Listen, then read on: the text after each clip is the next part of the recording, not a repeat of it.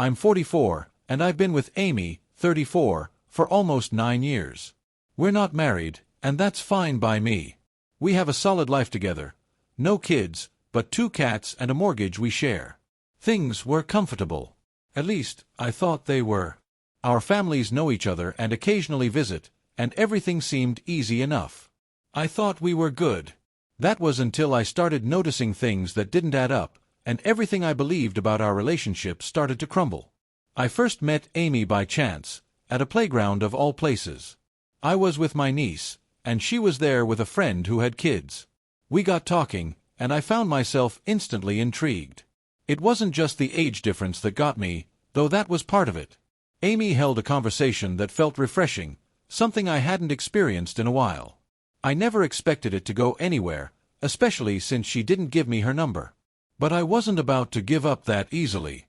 After a week, I ran into her friend again and managed to get her number. We hit it off right away. Before I knew it, we were spending more time together. 6 months later, she moved in. It felt right at the time. No pressure. We fell into a routine. She even contributed to the bills sometimes, and I was happy. Things were easy, until they weren't. But I never saw the signs at first. She was going out more, meeting friends, coming home late. I didn't think much of it. After all, she was young. I knew I couldn't keep up with her social life, but I wasn't worried. I trusted her. Then one day, things changed. I walked in on her acting strangely, and that's when I started to wonder if something was going on.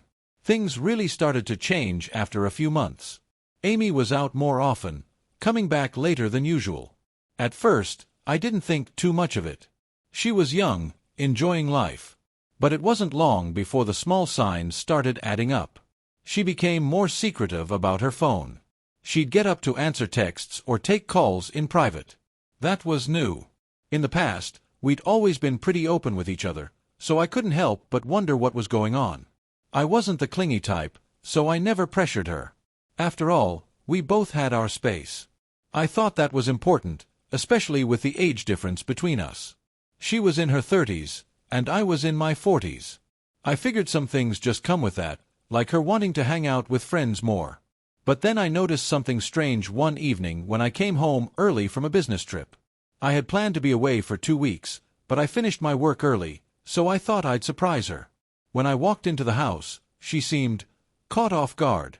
Not in a good way. She looked pissed, like she didn't want me there. I brushed it off at first. Maybe she was just tired. But her reaction bugged me. It didn't feel right. The next day, I decided to fix a leaky kitchen sink. It had been bothering me for a while, and I thought it'd be a good way to score some points after the weirdness the night before. As I was working under the sink, I found something odd. 2 wine glasses hidden behind the pipes. Now, Amy drank wine, but these weren't hers. They didn't look like anything we owned. I didn't recognize them at all. That was my first real red flag. But I didn't jump to conclusions. I didn't ask her about it right away. I knew that if I questioned her about it, I'd look suspicious. So I kept quiet. But I started paying closer attention. And that's when I noticed more signs of something being off. Amy was out more than ever. Wednesdays and Fridays became girls' nights, but I wasn't entirely convinced she was meeting friends. She started dressing up more, putting effort into how she looked before heading out. I figured it was just her enjoying her youth, but the constant late nights, the secrecy, and the wine glasses made me question things. I didn't want to be the jealous type, but I knew I had to start finding out what was going on. One evening, I decided to check her location. We'd set up location sharing on our phones years ago, mainly for emergencies. I hadn't used it much, but this time I did. She told me she was going to a restaurant with her friends, but when I checked the location, she was at a duplex across town. I tried to reason with myself, telling myself she could be at a friend's house, but I knew deep down that she was lying. I kept checking her location every week, and the pattern didn't change. She was always at that duplex. So, I did what any person would do in my situation. I started digging. I found out the duplex was home to 2 tenants. One was a woman, and the other was a guy named Jake. When I checked out his social media, I found that he was young, about the same age Amy was when we first met. He posted selfies at the gym, acting cocky. Everything about him screamed trouble. At this point, I didn't need more proof. I was already suspicious, but now it was clear.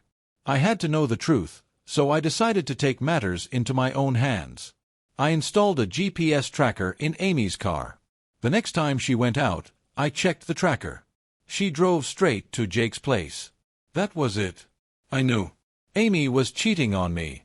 I felt a mix of emotions: betrayal, anger, confusion, but mostly, I felt stupid. I had missed all the signs. How long had this been going on?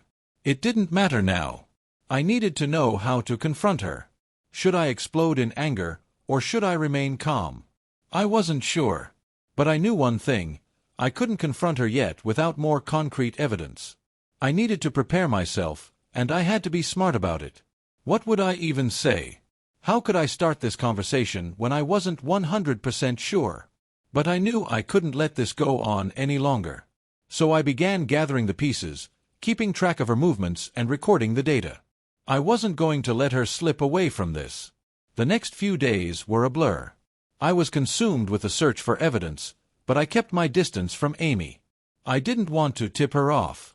I couldn't risk it. Every time she came home late or acted strange, I just nodded, pretending everything was normal. But inside, I was burning with frustration and disbelief.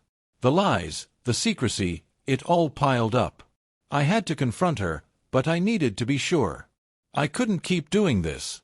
I couldn't keep pretending everything was fine when I knew it wasn't. But I couldn't let the confrontation be a disaster either. I had to be calm. Logical. The last thing I wanted was to act impulsively, to let my emotions get the best of me. Then, it happened. One evening, Amy came home from another late night, and this time, I was ready. I knew she was lying about where she had been. The tracker on her car had led me straight to Jake's place again. But this time, there was something else. When she walked through the door, I could smell the faint scent of cologne on her clothes. Not mine. Not the one I used for our special nights out. This was fresh, new, something completely different. That was my breaking point. I couldn't wait any longer. I had to ask, "Where were you tonight?" I asked, trying to keep my voice steady, even though my heart was racing in my chest. Amy froze. For a moment, she didn't speak. She looked at me like she was trying to decide what to say. But I could tell she wasn't surprised. She knew something was off, and now she was caught. "I was with friends," she said, almost too quickly. I didn't believe her. Not for a second. I didn't need to hear any more lies. I took a deep breath. "I know you've been seeing someone else, Amy." Her face went pale. She opened her mouth but couldn't find the words. It was like she didn't know where to start. That hesitation told me everything I needed to know. "Who is he?" I demanded, trying to keep the anger from spilling over. She didn't answer immediately. I could see the guilt written all over her face, but she was still holding on to the lie.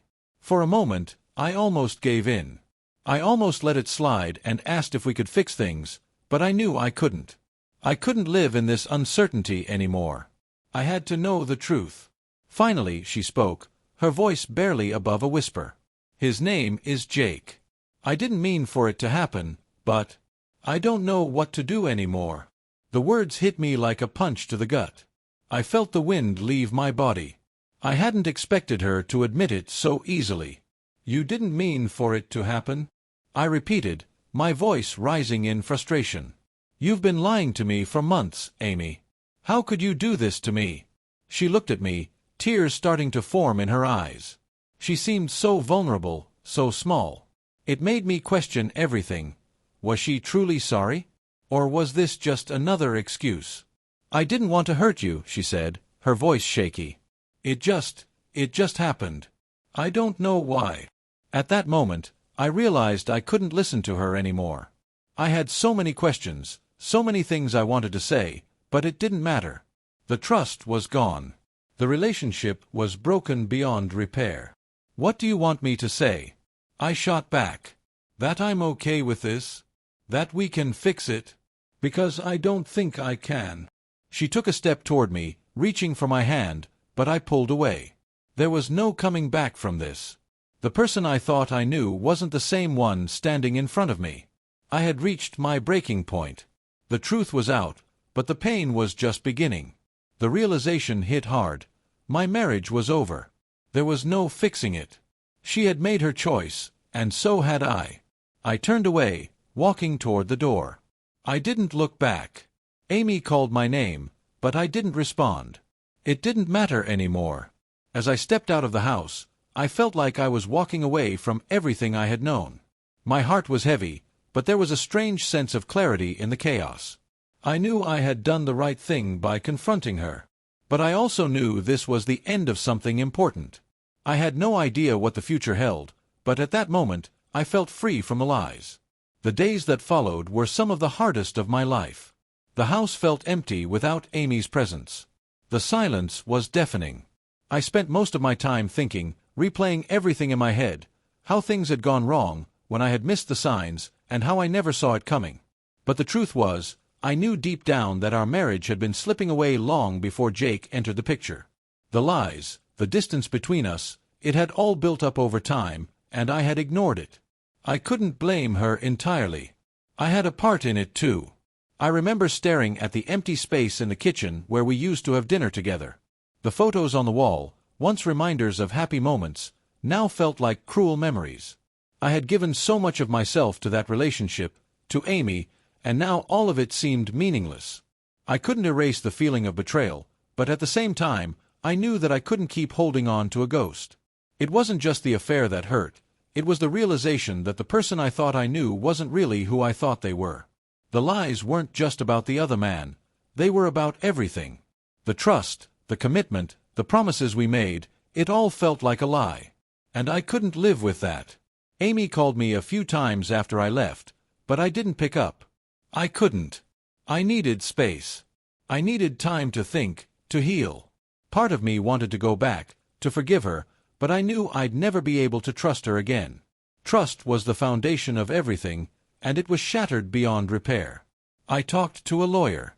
I started working through the process of separating.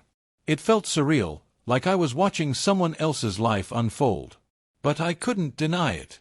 I had to move on. For my own sanity, for my own well-being, I had to let go of the past and face the future, whatever it held. Months passed, and things slowly began to settle. The pain didn't go away completely, but it dulled over time. I focused on rebuilding myself, on regaining the strength I lost during those final months of the marriage. I started doing things I had put off for years, things that made me feel like me again. I reconnected with friends, spent time alone to reflect, and, most importantly, I started trusting myself again. One day, I found myself sitting in a park, watching the sunset, and for the first time in a long time, I felt at peace. The road hadn't been easy, but I had come out the other side stronger, wiser, and more aware of my own worth. Amy and I never spoke again. It was for the best. I had no interest in reopening old wounds. We had both moved on, and our paths had diverged in ways I couldn't have predicted. The life I had built, the life I thought I knew, was gone.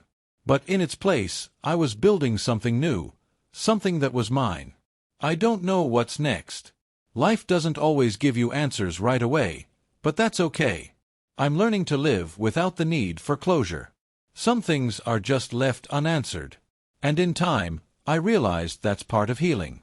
You can't always make sense of the mess, but eventually, you learn how to live with it. If this story resonated with you, let us know your thoughts in the comments. Don't forget to like, subscribe, and hit the notification bell for more content like this.